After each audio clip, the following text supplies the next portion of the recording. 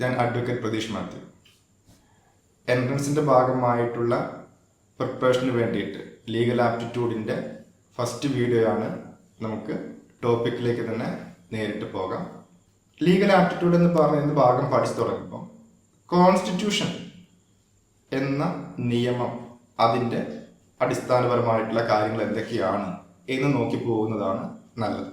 അതുകൊണ്ട് തന്നെ constitution of India എന്ന് പറഞ്ഞാൽ എന്താണ് എന്നുള്ള ഒരു കാര്യം ഇന്ന് നമുക്ക് നോക്കാം. നമ്മളെല്ലാവരും കേട്ടിട്ടുണ്ട് കോൺസ്റ്റിറ്റ്യൂഷൻ ഓഫ് ഇന്ത്യ എന്ന് പറയുന്ന നിയമത്തെ പറ്റി. എന്താണ് കോൺസ്റ്റിറ്റ്യൂഷൻ എന്ന് പറഞ്ഞാൽ നമ്മൾ മനസ്സിലാക്കേണ്ടത്, ആദ്യം തന്നെ അതിൻ്റെ വാക്കിന്റെ അർത്ഥം തന്നെ ഒന്ന് നോക്കാം. കോൺസ്റ്റിറ്റ്യൂഷൻ എന്നാണ് പറഞ്ഞിരിക്കുന്നത്. എന്താണ് കോൺസ്റ്റിറ്റ്യൂഷൻ എന്ന വാക്കിന്റെ അർത്ഥം? ഫോം ചെയ്യുക, രൂപം കൊടുക്കുക എന്നൊക്കെയാണ് കോൺസ്റ്റിറ്റ്യൂഷൻ എന്ന് പറയുന്ന വാക്കിന്റെ അർത്ഥം. ഉദാഹരണത്തിന്, ഒരു കമ്മിറ്റി കോൺസ്റ്റിറ്റ്യൂട്ട് ചെയ്യുക, ഒരു കമ്പനി കോൺസ്റ്റിറ്റ്യൂട്ട് ചെയ്യുക, something is formed, something is created എന്ന രീതിയിൽ നമ്മൾ ആ വാക്ക് ഉപയോഗിക്കും. ഒരു കമ്മിറ്റി കോൺസ്റ്റിറ്റ്യൂട്ട് ചെയ്യുമ്പോൾ എങ്ങനെയായിരിക്കും? ഒരു കമ്മിറ്റിയിൽ മെമ്പേഴ്സ് ആരൊക്കെയാണ്, ആ മെമ്പേഴ്സിന്റെ അധികാരങ്ങൾ എന്തൊക്കെയാണ്, അല്ലെങ്കിൽ അതിന് ലീഡ് ചെയ്യുന്നത് ആരാണ്, പ്രിസൈഡ് ചെയ്യുന്നത് ആരാണ്, ഫങ്ഷൻസ് പ്രിസൈഡ് ചെയ്യുന്നത് ആരാണ്, ഇങ്ങനെയുള്ള കാര്യങ്ങളെല്ലാം അതിനകത്ത് പറഞ്ഞിട്ടുണ്ട്. ഒരു കമ്പനി കോൺസ്റ്റിറ്റ്യൂട്ട് ചെയ്യുമ്പോഴോ കമ്പനിന്റെ പേരെന്താണ്, കമ്പനിയുടെ പ്രവർത്തനം എവിടെയൊക്കെയാണ്, കമ്പനിയിൽ ആരൊക്കെയാണ് എന്നൊക്കെയുള്ള കാര്യങ്ങൾ അടങ്ങിയ ഒരു പ്രോസസ്സാണ് കോൺസ്റ്റിറ്റ്യൂഷൻ ഓഫ് എ കമ്പനി എന്ന് പറയുന്നത്. അതേപോലെ തന്നെ നമുക്ക് മനസ്സിലാക്കാൻ വേണ്ടിയിട്ട് കമ്മിറ്റി മാറ്റിവെക്കുക, കമ്പനി മാറ്റിവെക്കുക, constitution of a country, constitution of a state. ഒരു സ്റ്റേറ്റ് എങ്ങനെയാണ് ഫോം ചെയ്യുന്നത്, ആ സ്റ്റേറ്റിന്റെ സ്ട്രക്ചർ എന്താണ്, തുടങ്ങിയ കാര്യങ്ങൾ ആ നിയമത്തിലുണ്ടാവും. ഇപ്പോൾ കോൺസ്റ്റിറ്റ്യൂഷൻ എന്ന് പറയുന്ന വാക്ക് നമുക്ക് പരിശോധിച്ച് നോക്കാം. സാധാരണഗതിയിൽ കോൺസ്റ്റിറ്റ്യൂഷൻ എന്ന് പറയുന്ന വാക്ക് നമ്മൾ എങ്ങനെയാണ് ഉപയോഗിക്കുക? നോർമലി നമ്മൾ എന്തെങ്കിലും രൂപപ്പെടുത്തുക, ഫോം ചെയ്യുക, ക്രിയേറ്റ് ചെയ്യുക എന്ന അർത്ഥത്തിലാണ് കോൺസ്റ്റിറ്റ്യൂട്ട് ചെയ്യുക എന്ന് പറഞ്ഞ വാക്കുകൊണ്ട് ഉദ്ദേശിക്കുന്നത്. ഉദാഹരണത്തിന്, ഒരു കമ്പനി കോൺസ്റ്റിറ്റ്യൂട്ട് ചെയ്യുക, അല്ലെങ്കിൽ ഒരു കമ്മിറ്റി കോൺസ്റ്റിറ്റ്യൂട്ട് ചെയ്യുക, കമ്മിറ്റിക്ക് രൂപം നൽകുക, കമ്പനിക്ക് രൂപം നൽകുക എന്നൊക്കെയാണ് അതിൻ്റെ അർത്ഥം. എന്ന് പറഞ്ഞതുപോലെ ഒരു രാജ്യം കോൺസ്റ്റിറ്റ്യൂട്ട് ചെയ്യുന്നതിൻ്റെ ഭാഗമായിട്ടാണ് കോൺസ്റ്റിറ്റ്യൂഷൻ ഓഫ് കൺട്രി എന്ന രീതിയിൽ നമ്മൾ ആ വാക്ക് ഉപയോഗിക്കുന്നത്. ഇന്ത്യയുടെ കാര്യത്തിൽ നമ്മൾ നോക്കുകയാണെങ്കിൽ സ്വാതന്ത്ര്യ സമരം കഴിഞ്ഞ് സ്വാതന്ത്ര്യം കിട്ടുന്ന സമയത്ത് ഒരു സെപ്പറേറ്റ് ഇൻഡിപെൻഡന്റ് ആയിട്ടുള്ള രാജ്യം ഫോം ചെയ്യുന്നതിന് വേണ്ടിയിട്ട് ഒരു കോൺസ്റ്റിറ്റ്യൂഷൻ ആവശ്യമുണ്ട്. ആ പശ്ചാത്തലത്തിൽ കോൺസ്റ്റിറ്റ്യൂവന്റ് അസംബ്ലി എന്ന് പറയുന്ന ഒരു സഭ രൂപപ്പെടുത്തുകയും അതിന്റെ ഭാഗമായിട്ട് ഡ്രാഫ്റ്റിംഗ് കമ്മിറ്റി എന്ന് പറയുന്ന ഒരു കമ്മിറ്റി, പല കമ്മിറ്റികളുണ്ട്, അതിൽ ഒരു കമ്മിറ്റി ആയിട്ട് ഡ്രാഫ്റ്റിംഗ് കമ്മിറ്റി എന്ന് പറയുന്ന ഒരു കമ്മിറ്റി ഫോം ചെയ്യുകയും ആ കമ്മിറ്റി ഇതുപോലെ തന്നെ ഇന്ത്യ രൂപീകരണത്തിന് വേണ്ടിയിട്ട് ഡ്രാഫ്റ്റ് ചെയ്തെടുത്തിട്ടുള്ള നിയമത്തെയാണ് കോൺസ്റ്റിറ്റ്യൂഷൻ എന്ന് പറയുന്നത്. ഞാനിപ്പോൾ പറഞ്ഞത് കോൺസ്റ്റിറ്റ്യൂഷൻ എന്ന് പറയുന്ന വാക്കിനെ നമ്മൾ സാധാരണ രീതിയിൽ കോൺസ്റ്റിറ്റ്യൂട്ട് ചെയ്യുക എന്ന് പറയുന്ന വാക്കുമായിട്ട് റിലേറ്റ് ചെയ്ത് മനസ്സിലാക്കിയാൽ എങ്ങനെ മനസ്സിലാക്കാം എന്നുള്ളതാണ്. ഇനി ലോയിലേക്ക് വരും. കോൺസ്റ്റിറ്റ്യൂഷൻ ഓഫ് ഇന്ത്യ എന്ന് പറയുന്നതാണ് ഇന്ത്യയുടെ ഫണ്ടമെന്റൽ ലോ, അടിസ്ഥാനപരമായിട്ടുള്ള നിയമം എന്ന് പറയുന്നത് constitution of India. Constitution of India നമുക്കറിയാം 1950 ജനുവരി 26 നിലവിൽ വന്ന നിയമമാണ്. ഞാൻ സൂചിപ്പിച്ചു കോൺസ്റ്റിറ്റ്യൂവന്റ് അസംബ്ലി, ആ കോൺസ്റ്റിറ്റ്യൂവന്റ് അസംബ്ലിയാണ് ഡ്രാഫ്റ്റിംഗ് കമ്മിറ്റിയിലൂടെ ഡ്രാഫ്റ്റ് ചെയ്യപ്പെട്ട കോൺസ്റ്റിറ്റ്യൂഷൻ പാസ്സാക്കി പ്രാബല്യത്തിൽ കൊണ്ടുവന്നത്. കോൺസ്റ്റിറ്റ്യൂവന്റ് അസംബ്ലി 1946 ഫോം ചെയ്യപ്പെട്ടു. ആ കോൺസ്റ്റിറ്റ്യൂവന്റ് അസംബ്ലി 1949 നവംബർ 26 ഈ കോൺസ്റ്റിറ്റ്യൂഷൻ അഡോപ്റ്റ് ചെയ്തിരുന്നു, കംപ്ലീറ്റ് ചെയ്ത് കമ്മിറ്റി അഡോപ്റ്റ് ചെയ്തിരുന്നു. പക്ഷെ അതിനുശേഷം അത് ഫോഴ്സ് ചെയ്തത് അല്ലെങ്കിൽ എൻഫോഴ്സ് ചെയ്തത്, നിലവിൽ കൊണ്ടുവന്നത് 1950 ജനുവരി 26 നമ്മൾ അന്ന് റിപ്പബ്ലിക് ഡേ ആചരിക്കുന്നു. റിപ്പബ്ലിക് ഡേ എന്ന് പറയുന്നത് ഭരണഘടന നിലവിൽ വന്നു എന്നുള്ളത് മാത്രമല്ല, വേറെയും ചില വശങ്ങൾ അതിനകത്തുണ്ട്. തൽക്കാലം അത് അവിടെ നിൽക്കട്ടെ. അടുത്ത ഒരു കാര്യത്തിലേക്ക് വന്നാൽ, ഈ കോൺസ്റ്റിറ്റ്യൂഷൻ എന്ന് പറയുന്ന നിയമം എങ്ങനെയാണ് മറ്റു നിയമങ്ങളിൽ നിന്ന് വ്യത്യസ്തമായിരിക്കുന്നത്?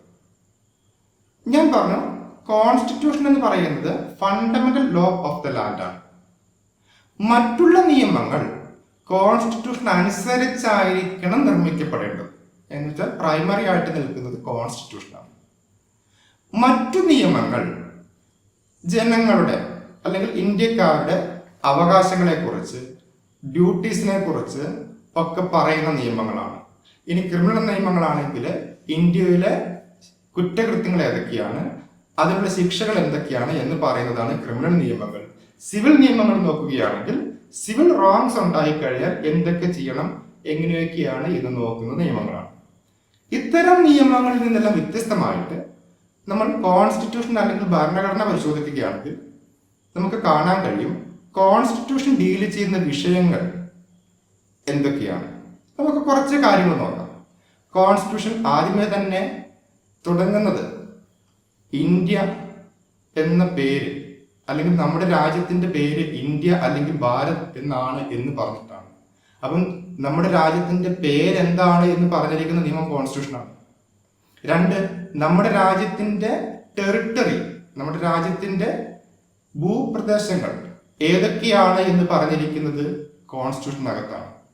നമ്മുടെ രാജ്യത്തിന്റെ സ്ട്രക്ചർ, നമ്മുടെ രാജ്യത്തിന് ഒരു കേന്ദ്ര ഗവൺമെന്റ് ഉണ്ട്, പല സംസ്ഥാനങ്ങളുണ്ട്, ഓരോ സംസ്ഥാനങ്ങളിലും ഗവൺമെന്റുകളുണ്ട്, അതുപോലെ തന്നെ യൂണിയൻ ടെറിട്ടറീസ് ഉണ്ട്. ഇങ്ങനെയുള്ള കാര്യങ്ങളെല്ലാം ഉൾക്കൊണ്ടിരിക്കുന്നത് ഭരണഘടനയ്ക്കകത്താണ്. ഇനി ഇവിടുത്തെ ജനങ്ങൾക്കുള്ള മൗലികമായിട്ടുള്ള അവകാശങ്ങൾ എന്തൊക്കെയാണ്, ഫണ്ടമെന്റൽ റൈറ്റ്സ് എന്തൊക്കെയാണ് എന്നുള്ള കാര്യം ഉൾക്കൊള്ളിച്ചിരിക്കുന്നത് ഭരണഘടനയ്ക്കകത്താണ്. നമ്മുടെ രാജ്യത്തിലെ ലെജിസ്ലേച്ചർ, നിയമനിർമ്മാതാക്കൾ ആരാണ്, പാർലമെന്റ് എന്താണ്, പാർലമെന്റ് എങ്ങനെയാണ് ഫോം ചെയ്യുന്നത്, ഓരോ സംസ്ഥാനത്തെയും നിയമസഭകൾ എങ്ങനെയാണ്, ഇന്ത്യയുടെ ജുഡീഷ്യറി എങ്ങനെയാണ്, സുപ്രീം കോടതി എങ്ങനെയാണ്, ഹൈക്കോടതികൾ എങ്ങനെയാണ്, ഗവൺമെന്റ് പ്രൈം മിനിസ്റ്ററെ എങ്ങനെയാണ് തിരഞ്ഞെടുക്കുന്നത്, ഈ പറയുന്ന കൗൺസിൽ ഓഫ് മിനിസ്റ്റേഴ്സ് എന്ന് പറഞ്ഞ കാര്യം എന്താണ്, ഇങ്ങനെയുള്ള വിഷയങ്ങളാണ് ഭരണഘടനയ്ക്കകത്തുള്ളത്. ഞാൻ ഈ പറഞ്ഞ കാര്യങ്ങളെല്ലാം കംപ്ലീറ്റ് അല്ല. ഇപ്പോൾ ഞാൻ പറഞ്ഞത് ഭരണഘടനയുടെ സ്വഭാവം ഒന്ന് മനസ്സിലാക്കാൻ വേണ്ടിയിട്ടാണ്. നമ്മൾ നോക്കുകയാണെങ്കിൽ ഇന്ത്യ എന്ന രാജ്യത്തിന്റെ പേര്, ദേശം, ഇവിടുത്തെ ജനങ്ങൾ, ഇന്ത്യ എന്ന രാജ്യത്തിന്റെ സ്ട്രക്ചർ, അതിന്റെ ഗവൺമെന്റ് തലത്തിലുള്ള സ്ട്രക്ചർ എങ്ങനെയാണ്, ഭരണ സംവിധാനം എങ്ങനെയാണ്, പ്രസിഡന്റ് എന്ന് പറയുന്ന പോസ്റ്റ്, പ്രസിഡന്റിന്റെ ഇലക്ഷൻ, വൈസ് പ്രസിഡന്റ് തുടങ്ങിയ വിഷയങ്ങൾ ആണ് ഭരണഘടനയിൽ ഉൾപ്പെടുത്തിയിരിക്കുന്നത്. ഞാൻ പറഞ്ഞത് മറ്റു നിയമങ്ങളുമായിട്ട് കമ്പയർ ചെയ്യുമ്പോൾ, സാധാരണ നിയമങ്ങളുമായിട്ട് കമ്പയർ ചെയ്യുമ്പോൾ നമുക്ക് ഇതിന്റെ ഡിഫറൻസ് ശരിക്കും മനസ്സിലാക്കാൻ വേണ്ടിയിട്ട്. കോൺസ്റ്റിറ്റ്യൂഷൻ നമ്മൾ നോക്കുമ്പോൾ നിലവിൽ വരുമ്പോൾ ആ കോൺസ്റ്റിറ്റ്യൂഷൻ എന്ന് പറയുന്ന നിയമത്തിന്റെ ഒരു സ്ട്രക്ചർ തുടക്കത്തിൽ 395 ആർട്ടിക്കിൾ എന്ന് പറഞ്ഞാൽ പൊതുവെ നമ്മളെല്ലാം സുപരിചിതരായിരിക്കുന്നത് വകുപ്പ് എന്ന് പറയുന്ന വാക്കുമായിട്ട്. നമുക്കറിയാം നിയമത്തിൽ പല വകുപ്പുകളുണ്ടെന്ന് കേട്ടിട്ടുണ്ടാവും.